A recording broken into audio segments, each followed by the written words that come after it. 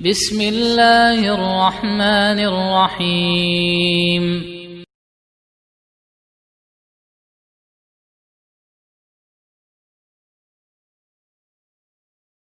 Al-Qa'idatu Ats-Tsaniyah, kaidah yang kedua. Kaidah yang kedua.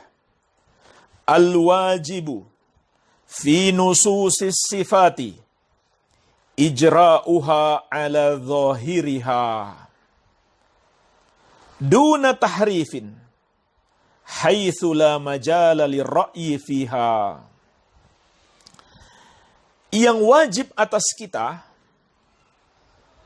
terhadap nas atau teks-teks dalil, baik Al-Quran maupun As-Sunnah, yang berbicara tentang sifat-sifat Allah adalah membiarkan sesuai zahirnya atau sesuai lahiriahnya. Kita biarkan saja tanpa melakukan tahrif, yaitu melakukan takwil tanpa dalil, atau memalingkan maknanya dari zahirnya tanpa ada dalil.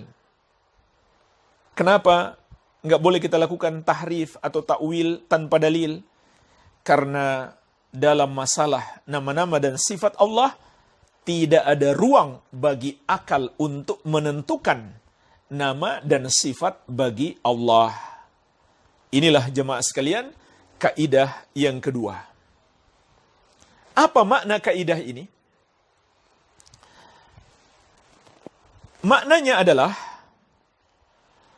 manhaj salaf atau metode ahlus sunnati wal jamaah dalam beriman kepada sifat-sifat Allah adalah membiarkan sesuai zahirnya, tidak ditafsirkan atau ditakwilkan macam-macam, tapi dibiarkan sesuai dengan zahirnya atau teksnya secara lahiriah, secara zahir. Kalau Allah mengatakan Allah istiwa, maka kita imani Allah istiwa. Kalau Allah mengatakan atau Rasulullah SAW mengabarkan Allah turun ke langit dunia, kita imani Allah turun ke langit dunia. Jangan kita tafsirkan. Oh, maksud istiwa itu bukan istiwa beneran. Begitu pula Allah turun. Kita semua memahami apa arti turun. Turun adalah lawan daripada naik. Kalau Rasulullah SAW mengatakan Allah turun ke langit dunia, maka kita beriman seperti yang Nabi SAW ucapkan. Allah sendiri yang turun ke langit dunia. Ini metode salaf. Manhaj salaf membiarkan seperti arti yang sebenarnya. Seperti arti yang sebenarnya dalam bahasa Arab. Baik, sekarang kita lihat dalilnya. Apa dalilnya yang membuktikan ini adalah metode atau kaidah yang berlaku di kalangan generasi salaf? Di kalangan Rasulullah SAW dan para sahabat, serta para ulama ahlus sunnah wal jamaah yang mengikuti jalan para sahabat. Apa dalil-dalilnya? Maka ada 3 macam dalil.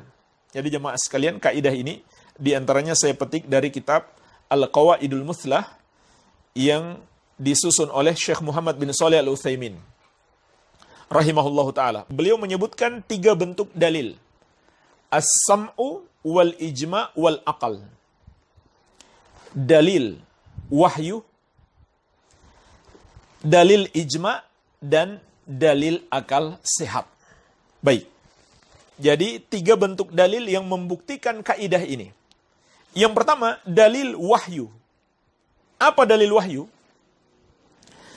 Yaitu ayat-ayat yang mengabarkan kepada kita Al-Quran turun dalam bahasa Arab. Ini sangat banyak. Di antaranya surat Asy-Syu'ara ayat 193. Allah Azza wa Jalla berfirman, Nazala bihir ruhul amin ala qalbika litakuna minal munzirin bilisanin arabiyyin mubin. Al-Quran itu turun di bawah oleh malaikat Jibril. Dimasukkan ke dalam hatimu, wahai Muhammad, agar kamu termasuk orang-orang yang memberi peringatan dengan bahasa Arab atau lisan Arab yang jelas. Surat Asy-Syu'ara ayat 193. Apa sisi pendalilannya? Kata Syekh Ibnu Utsaimin rahimahullah, wa hadza yadullu ala wujubi fahmihi ala ma yaqtadihi zahiruhu bil lisanil arabi illa an yamna'a minhu dalilun syar'iyyun. Ayat-ayat ini menunjukkan, kata Syekh, wajibnya memahami Al-Quran secara zahirnya berdasarkan lisan Arab atau bahasa Arab. Kecuali apabila ada dalil syar'i yang melarang kita atau mencegah kita untuk memahami menurut bahasa Arab. Saya bisa berikan contoh jemaah sekalian. Haji maknanya secara bahasa adalah bermaksud menuju kepada sesuatu. Namun secara syariat bukan sekedar bermaksud menuju kepada sesuatu, tapi menuju ke Baitullah dengan sejumlah amalan-amalan yang disyariatkan. Baik, itu maknanya tidak hanya dipahami secara bahasa, tapi harus dilihat perinciannya dalam dalil syar'i. Namun pada asalnya, ayat-ayat Al-Quran, termasuk ayat-ayat sifat Allah Azza wa Jalla, harus dipahami dengan bahasa Arab, sesuai dengan zahir bahasa Arab tersebut. Tidak boleh kita takwilkan macam-macam tanpa ada dalilnya. Baik. Jadi, ini dalil dari wahyu. Yang kedua, dalil dari ijma'. Bentuk dalil yang kedua, dalil dari ijma'. Ijma' ulama, sepakat ulama, tidak ada perbedaan pendapat. Memahami ayat-ayat sifat harus sesuai zahirnya. Tidak boleh ditakwil macam-macam tanpa ada dasar ilmu. Jadi jemaah sekalian, sebelum saya sebutkan penukilan ijma', saya ingatkan terlebih dahulu, ini bukan masalah khilafiyah. Ini masalah prinsip akidah yang kita nggak boleh berbeda pendapat. Barang siapa yang beda pendapat, maka dia telah keluar dari jalan Ahlus Sunnati wal Jamaah. Jadi ini ijma' ulama. Tidak ada perbedaan pendapat ulama Ahlus Sunnati wal Jamaah. Baik, saya nukilkan ijma' dari beberapa ulama yang menyebutkannya. Yang pertama, dari Al-Imam Abu Abdullah Muhammad bin Al-Hasan Asy-Syaibani, ulama besar Ahlus Sunnah, murid senior Imam Abu Hanifah. Imam Muhammad bin Al-Hasan Asy-Syaibani wafat tahun 189 Hijriyah. Jadi beliau hidup dan wafat di abad kedua Hijriyah. Belum terlalu jauh dari Rasulullah sallallahu alaihi wasallam. Maka beliau telah menukilkan ijma' sebagaimana diriwayatkan oleh Imam Al-Lalaka'i dalam kitab beliau Syarh I'tiqad Ahli Sunnati wal Jamaah, juz ketiga halaman 432. Imam Abu Abdullah Muhammad bin Al-Hasan Asy-Syaibani rahimahullahu ta'ala berkata, ittafaqal fuqaha kulluhum minal masyriq ilal maghrib alal imani bil Qur'ani wal ahadith allati ja'a biha thiqat an Rasulillah sallallahu alaihi wasallam fi sifati Rabbi azza wa jalla. Telah sepakat seluruh fuqaha, maksudnya seluruh ulama, dari timur sampai ke barat, atas keimanan terhadap Al-Quran dan hadis-hadis yang datang dari para perawi terpercaya dari Rasulullah sallallahu alaihi wasallam tentang sifat Rabb, sifat Allah azza wa jalla, min ghairi taghyirin wala wasfin wala tashbihin, tanpa melakukan perubahan padanya dan tanpa mensifatkannya dengan sifat yang lain selain daripada yang terdapat dalam dalil, dan tanpa menyamakannya dengan sifat makhluk. Faman fassara al-yawma syai'an min dhalik faqad kharaja mimma kana alaihi an-nabiy sallallahu alaihi wasallam wa faraqal jamaah. Maka barang siapa yang menafsirkan atau menakwilkan sesuatu apapun dari sifat-sifat Allah tersebut, maka dia telah keluar dari jalan Rasulullah sallallahu alaihi wasallam dan menyelisihi al-jamaah, yaitu menyelisihi ahlus sunnati wal jamaah. Perhatikan jamaah sekalian. Ini kata beliau sepakat ulama, tidak ada perbedaan pendapat. Kita imani sesuai dengan apa yang datang, tanpa menafsirkannya macam-macam, juga tanpa menyamakan Allah dengan makhluk. Maka kata beliau, jika ada orang yang menafsirkan apa yang datang di dalam Al-Quran dan Sunnah, yaitu berupa sifat-sifat Allah, keluar dari zahirnya, dia telah keluar dari jalan Rasulullah SAW dan menyelisihi ahli sunnati wal jamaah. Fa innahum lam yasifu wa lam yufassiru. Karena sesungguhnya mereka ahlu sunnati wal jamaah tidak mensifatkan Allah selain dengan apa yang Allah sifatkan dalam Al-Quran dan Sunnah, dan tidak menafsirkannya, maksudnya tidak mengeluarkannya dari zahirnya. Walakin aftau bima fil kitabi wa sunnah thumma sakatu. Akan tetapi mereka berfatwa sesuai dengan apa yang ada dalam Al-Quran dan Sunnah, kemudian mereka diam. Jadi mereka tidak tambah-tambahkan dengan berbagai macam penafsiran. Mereka diam hanya sebatas apa yang terdapat dalam Al-Quran dan Sunnah. Dan ini bukan tafwid, sebagaimana nanti akan kita jelaskan. Ini bukan berarti mereka tidak tahu maknanya. Mereka tahu maknanya. Yang mereka diamkan adalah bagaimana kaifiyahnya dan bagaimana penafsirannya. Itu mereka diamkan. Tidak ada yang menafsirkan macam-macam. Faman qala biqauli Jaham, jemaah sekalian, yang tercatat dalam sejarah Islam, orang pertama yang menafsirkan ayat-ayat sifat adalah Jaham bin Safwan. Jaham bin Safwan, kepadanya lah dinisbatkan golongan Al-Jahmiyah. Kemudian sebagian pemikiran mereka diadopsi oleh Mu'tazilah. Lalu dari Mu'tazilah diadopsi oleh Asy'ariyah dan Maturidiyah. Iya. Maka beliau mengatakan, "Faman qala biqauli Jaham faqad faraqal jamaah." Barang siapa yang berpendapat seperti ucapan Jaham bin Safwan, maka dia telah menyelisihi al-jamaah, menyelisihi kebenaran, menyelisihi ahlus sunnati wal jamaah. Li'annahu qad wasafahu bisifatin la syai'a. Karena kalau dia mengikuti jalannya Jaham, berarti dia mensifatkan Allah dengan sifat tanpa ada sesuatu apapun. La syai'a, tidak ada sesuatu apapun. Ya, seakan-akan Allah itu tidak ada. Karena dia tidak menetapkan sifat-sifat Allah seperti yang Allah kabarkan di dalam Al-Quran dan As-Sunnah. Baik, ini penukilan ijma' yang pertama. Penukilan ijma' yang kedua, dari Al-Imam Abu Sulaiman Al-Khattabi Asy-Syafi'i. Wafat tahun 388 Hijriah. Jadi beliau ulama dari abad keempat Hijriah. Jadi sampai di abad keempat Hijriah, beliau pun telah menukilkan ijma' ulama ini. Apa kata beliau?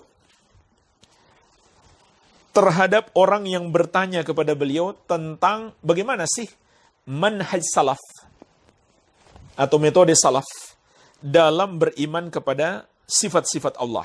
Maka beliau berkata, "Fa'amma ma sa'alta anhu minas sifati wa ma ja'a minha fil kitabi was sunnah." Adapun yang engkau tanyakan berupa sifat-sifat dan dalil-dalil yang berbicara tentang sifat-sifat itu di dalam Al-Quran dan Sunnah, fa inna madhhab salafi, maka sesungguhnya metode salaf atau pendapat salaf, itsbatuha wa ijra'uha ala zawahiriha, menetapkannya dan membiarkannya sesuai zahirnya.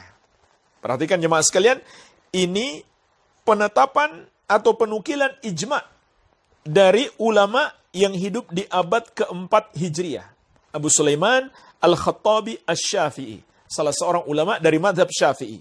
Itsbatuha wa ijra'uha ala zawahiriha, menetapkannya dan membiarkannya sesuai zahirnya. Wa nafyul kaifiyati wat tashbih anha, dan menafikan kaifiyah, cara, dan penyerupaan terhadapnya. Jadi jemaah sekalian, ini yang dinafikan, yaitu menafikan cara atau bentuk. Sifat Allah itu bentuknya gimana? Gimana sih caranya Allah istiwa? Caranya, bentuknya seperti apa? Itu yang dinafikan. Tapi maknanya tidak dinafikan. Dibiarkan sesuai dengan zahirnya. Jadi di sini ada sebagian orang yang salah paham. Memahami makna tafwid yang dilakukan salaf. Jadi bukan tafwid makna, tapi tafwid al-kaifiyah. Dan juga menafikan tashbih. Menafikan tashbih. Penyerupaan Allah dengan makhluk. Wa qad nafaha qaumun fa'abtalu ma athbatahu Allah. Wa haqqaqaha qaumun minal muthbitin fa kharaju fi dzalika ila darbin minat tashbih wat taqyif. Maka jemaah sekalian, di sini Syekh mengingatkan ada dua kaum yang tersesat. Abu Sulaiman Al-Khattabi Asy-Syafi'i rahimahullah mengingatkan dua kaum yang tersesat. Yang pertama, mereka yang melakukan ta'til, menafikan sifat-sifat Allah yang Allah tetapkan untuk dirinya. Maka ini adalah bertentangan dengan manhaj salaf.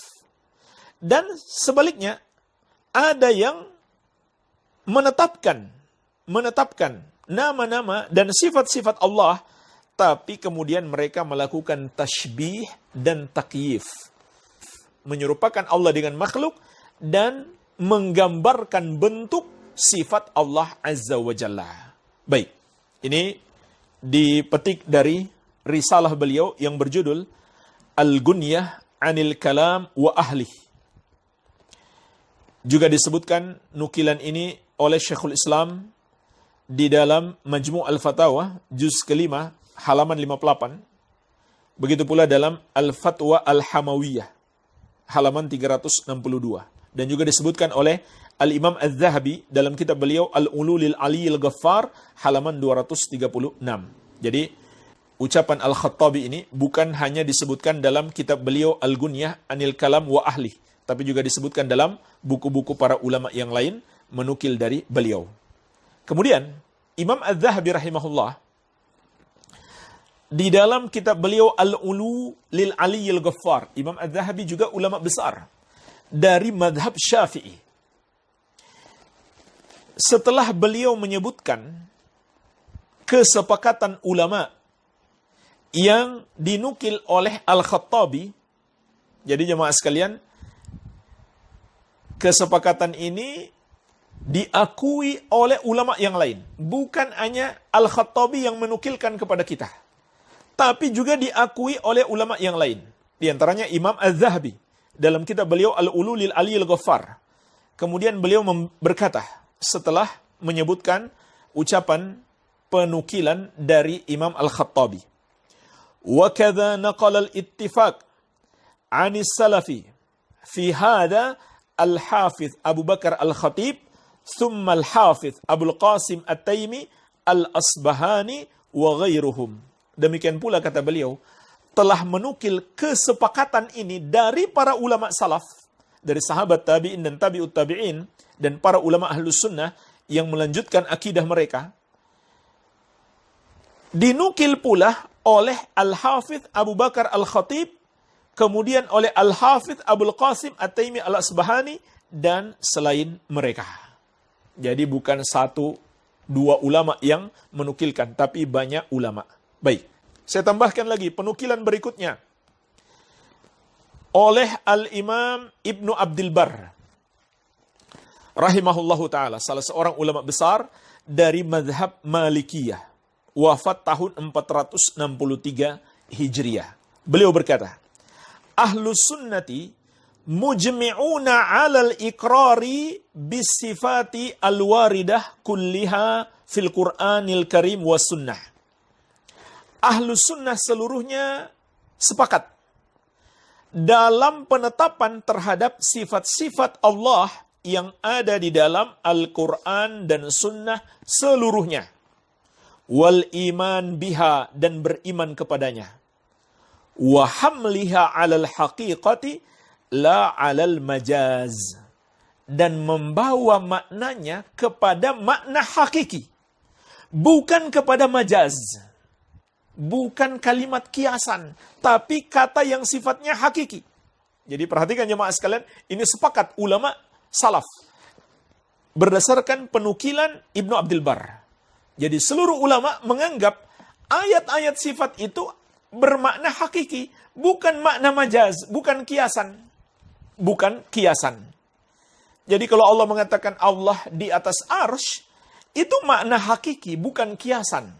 Kalau kata kiasan, ya bisa saja kita tafsirkan, maksudnya Allah berkuasa di atas. Tinggi artinya kuasa. Itu berarti tinggi di situ maknanya majaz, kata kiasan. Itu bukan metode salaf. Salaf menafsirkan sesuai makna hakiki. Sesuai makna hakiki. Kenapa? Karena itulah dalam bahasa Arab. Memang betul, dalam bahasa Arab boleh saja menganggap sesuatu itu sebagai majaz. Tapi itu harus ada qarinah, harus ada bukti, harus ada dalil. Ya, seperti jamaah sekalian, para ulama memberikan contoh dalam bahasa Arab kalau kita mengatakan ra'aitu al-asad. Aku melihat singa. Maka menurut bahasa Arab itu harus kita tafsirkan atau pahami makna singa itu makna yang hakiki, singa beneran. Nggak bisa kita takwilkan. Oh, maksudnya bukan singa beneran, maksudnya seorang yang pemberani. Nggak boleh. Nggak boleh dalam bahasa Arab. Apalagi menurut salaf, tidak boleh.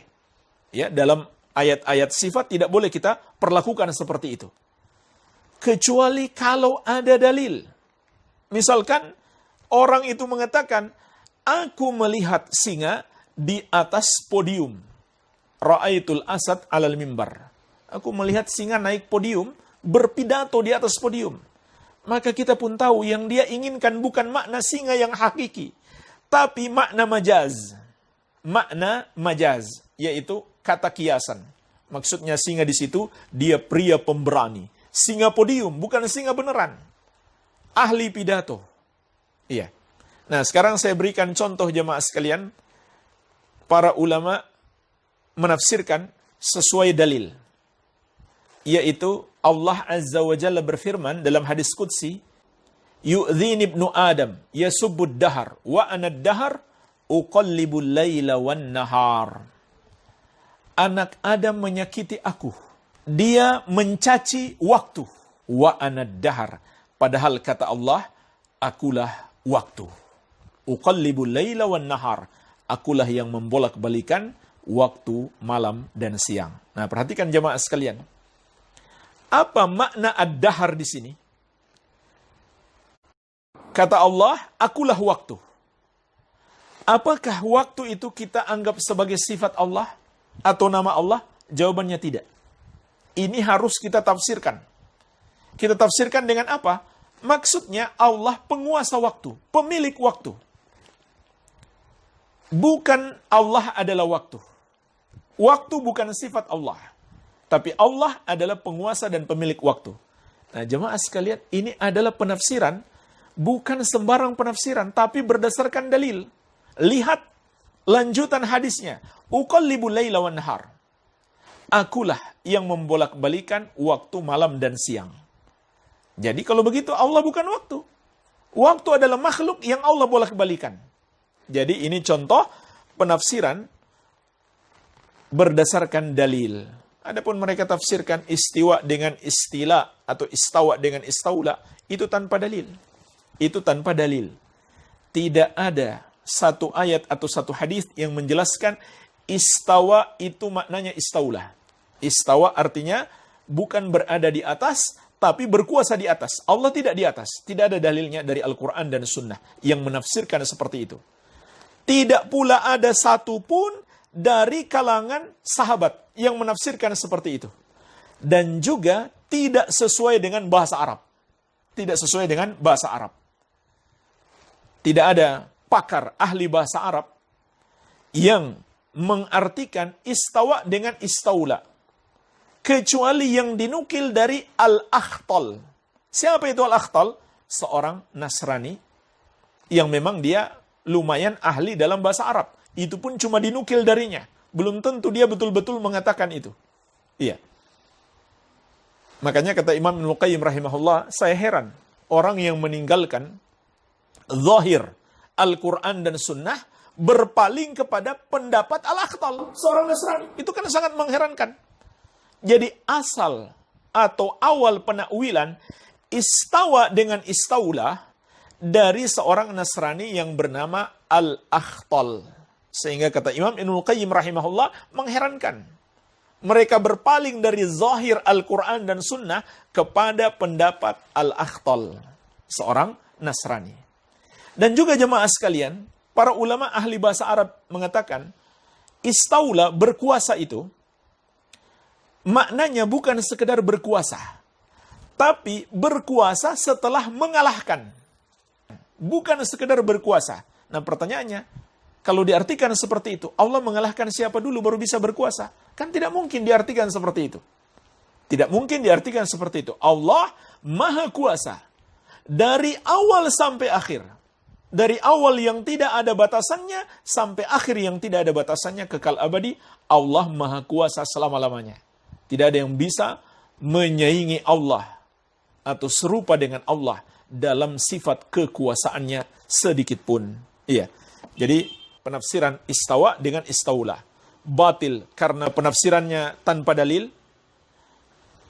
Begitu pula batil karena menyelisihi ijma' dan bahkan menyelisihi bahasa Arab. Iya. Jadi, itu penukilan dari Imam Ibnu Abdul Bar. Saya lanjutkan sedikit, ada kalimat lanjutan dari Imam Ibnu Abdul Bar.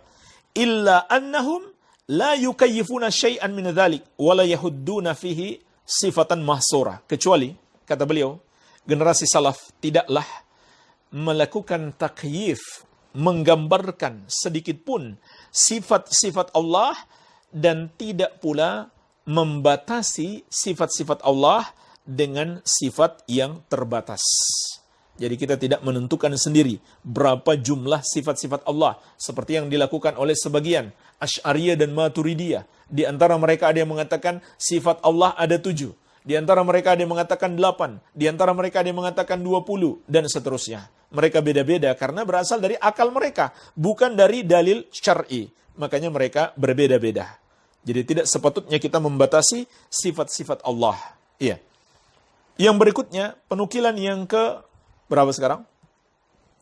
Kalau kita hitung dari yang pertama dari Imam Muhammad bin Hasan al-Syaibani, yang kedua dari Imam al-Khattabi, yang ketiga disebutkan oleh Az-Zahabi dari Abu Bakar al-Khatib, yang keempat dari Abul Qasim at-Taimi, kemudian yang kelima dari Ibnu Abdul Bar. Nah sekarang yang keenam dari Al-Qadi Abu Ya'la dalam kitab beliau Ibtalut Ta'wil, ulama Ahlus Sunnah yang wafat tahun 458 Hijriah. Jadi termasuk ulama yang hidup di abad ke-5 Hijriah. Ya, sezaman dengan Ibnu Abdul Bar. Ibnu Abdul Bar wafat tahun 463 Hijriah. Baik. Beliau berkata, La yajuzu raddu hadhil akhbar.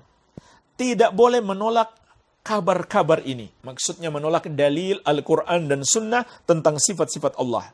Walat tasyagul bita'wiliha. Dan tidak boleh pula menyibukkan diri kita dengan menakwilkannya. Wal wajib hamluha ala zahiriha. Dan wajib membawa maknanya sesuai zahirnya. Perhatikan, apa kata beliau? Wajib membawa maknanya sesuai zahirnya. Wa annaha sifatullahi la tushbihu sifati sairil mausufin biha minal khalqi. Dan bahwasannya itu adalah sifat-sifat Allah yang tidak menyerupai seluruh makhluk yang disifatkan dengannya. Jadi tidak sama sifat Allah dengan sifat makhluk, walaupun dari segi penamaan mungkin sama. Seperti Allah melihat. Makhluk juga melihat. Tapi tentu tidak sama melihatnya Allah dengan melihatnya makhluk. Baik. Wala yu'taqadu tashbih fiha. Maka kata beliau, tidak boleh diyakini ada penyerupaan padanya.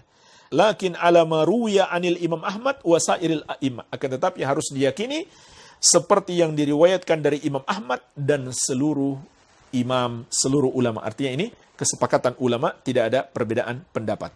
Baik, yang terakhir jamaah sekalian, sebuah nukilan dari Syekhul Islam Ibnu Taimiyah rahimahullahu ta'ala. Kalau kita sebut nama Ibnu Taimiyah, mungkin orang-orang yang berpaham Asy'ariyah, Maturidiyah, mereka menolak.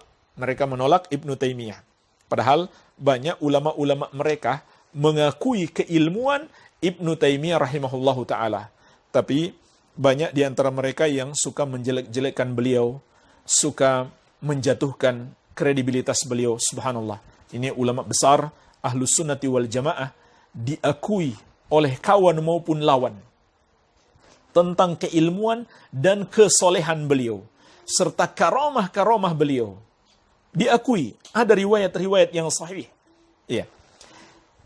Tapi mereka suka menjatuhkan beliau, mencaci maki beliau. Ya, mereka seakan-akan tidak takut kepada Allah Azza wa Jalla akan pertanggungjawabannya di akhirat kelak. Begitu pula Syekh Muhammad bin Abdul Wahab, ulama yang alim mendalam ilmunya, pejuang Islam, ahli ibadah. Tapi mereka menjelek-jelekkan beliau, mereka memfitnah beliau, seakan mereka tidak takut kepada Allah Azza wa Jalla atas apa yang mereka lakukan terhadap wali-wali Allah Tabaraka wa Ta'ala. Baik, ini penukilan yang sangat penting sekali dari Syekhul Islam Ibnu Taimiyah rahimahullah, sebagaimana disebutkan dalam Majmu' al-Fatawa beliau. Kata beliau rahimahullah, anna jami'a ma fil Qur'an min ayatis sifat falaysa 'anis sahabati ikhtilafun fi ta'wiliha. Bahwasannya seluruh ayat-ayat sifat di dalam Al-Qur'an, maka tidak ada satupun sahabat berbeda pendapat dalam takwilnya. Maksud beliau, tidak ada seorang pun sahabat yang menakwilkan hingga keluar dari zahirnya. Tidak ada satu riwayat pun. Kemudian beliau mengatakan, wa qad tala'tu at-tafasira al-manqula 'anis sahabah wa ma rawawhu min al-hadithi wa waqaftu min dzalika ala ma syaa Allah Ta'ala minal kutubil kibar was-sighar aktsara min 100 tafsirin. Dan sungguh aku telah meneliti tafsir-tafsir yang dinukil dari para sahabat dan yang mereka riwayatkan dari hadis-hadis, dan aku meneliti sesuai dengan kehendak Allah buku-buku yang tebal maupun yang kecil, buku-buku yang besar, yang tebal maupun yang kecil, yang tipis. Aktsara min 100 tafsirin, lebih dari 100 tafsir. Lebih dari 100 tafsir yang dinukil dari para sahabat tentang sifat-sifat Allah Azza wa Jalla. Falam ajid ila sa'ati hadhihi, maka aku tidak dapatkan sampai saat ini an ahadin minas sahabah, dari seorang pun sahabat, annahu ta'awwala syai'an min ayatis sifat, bahwasannya sahabat itu menakwilkan satu pun ayat-ayat sifat, au ahaditsis sifat, atau hadis-hadis tentang sifat, bi khilafi muqtadaha al-mafhum al-ma'ruf, yang menyelisihi konsekuensi yang dipahami, yang sudah diketahui. Yaitu maksud beliau secara zahir. Tidak ada seorang pun sahabat yang menafsirkannya keluar dari zahirnya. Tidak ada.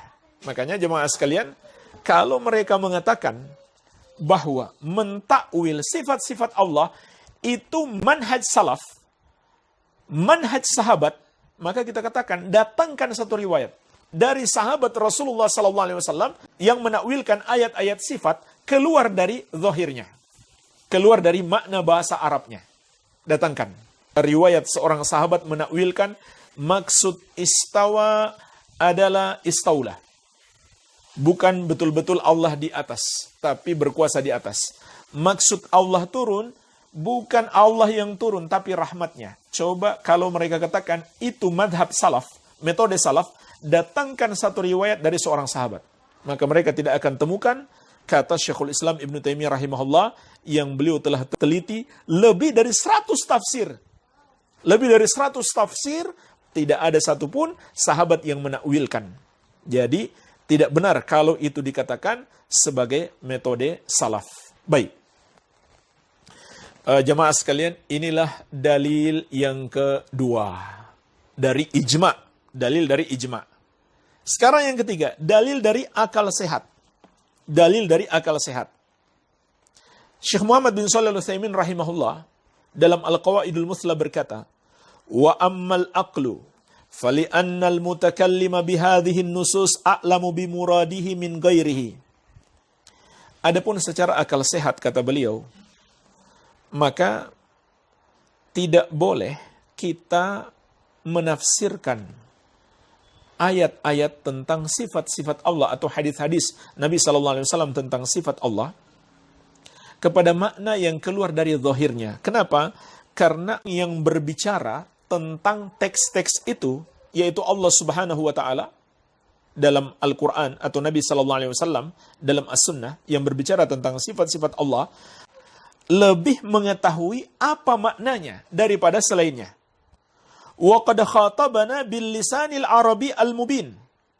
Telah berbicara kepada kita dengan lisan Arab yang jelas, bahasa Arab yang jelas. Fawajaba qabuluhu ala zahirihi. Maka kalau begitu wajib kita menerimanya sesuai dengan zahirnya. Wa illa lakhtalafatil ara' wa tafarraqatil ummah. Kalau kita tidak menerima sesuai zahirnya, maka akan muncul berbagai macam perbedaan pendapat dan umat akan terpecah. Jadi jemaah sekalian, kalau kita katakan, oh itu bukan maknanya sesuai zahir, nanti orang akan menafsirkan setiap orang sesuai dengan penafsirannya sendiri. Dan siapa yang berhak menyalahkan penafsiran yang lain? Nggak ada satupun manusia yang berhak menyalahkan manusia yang lain, kecuali dengan dalil. Sementara mereka semuanya tidak punya dalil. Hanya berdasarkan pendapat masing-masing. Menurut saya begini, menurut saya begitu. Iya. Jadi ini bahayanya. Secara akal sehat tidak bisa diterima. Iya. Baik, kemudian juga jemaah sekalian, secara akal sehat juga kita tambahkan di sini ayat-ayat Al-Quran dan sunnah Nabi Sallallahu Alaihi Wasallam. Allah kabarkan kepada kita dan Allah mudahkan untuk dipahami dengan bahasa Arab yang jelas. Bukan semacam teka-teki yang kita harus pecahkan. Jadi orang yang menakwilkan ayat-ayat sifat itu, seakan-akan secara tidak langsung mereka mengatakan, Allah tidak pandai mengungkapkan tentang sifat-sifatnya. Sehingga kita yang harus menakwilkannya. Ini bahaya jemaah sekalian. Secara tidak langsung seakan-akan mereka berkata begitu. Allah nggak pandai menyampaikan tentang sifat-sifatnya sehingga kita harus menakwilkannya. Makanya kata Imam Ibnul Qayyim rahimahullah, seakan-akan mereka menganggap Al-Quran atau hadis-hadis Nabi SAW yang berbicara tentang sifat-sifat Allah adalah kitab teka-teki yang kita harus mencari penakwilannya. Bukan kitab yang mudah dipahami, tapi semacam teka-teki. Sehingga kita disuruh menakwilkan sendiri. Na'udzubillah. Seakan-akan kita mengatakan Allah tidak pandai dalam mengungkapkan sifat-sifat Allah Subhanahu wa Ta'ala. Sehingga meninggalkan muskilah dalam memahami. Membawa masalah dalam memahami sehingga perlu kita takwilkan. Begitu pula Rasulullah SAW tidak pandai mengungkapkan tentang sifat Allah. Sehingga menjadi muskilah bagi kita. Sehingga kita dibebankan harus mencari penakwilan-penakwilannya. Maka ini bertentangan dengan akal sehat. Baik, inilah jemaah sekalian dalil-dalil kaidah yang kedua.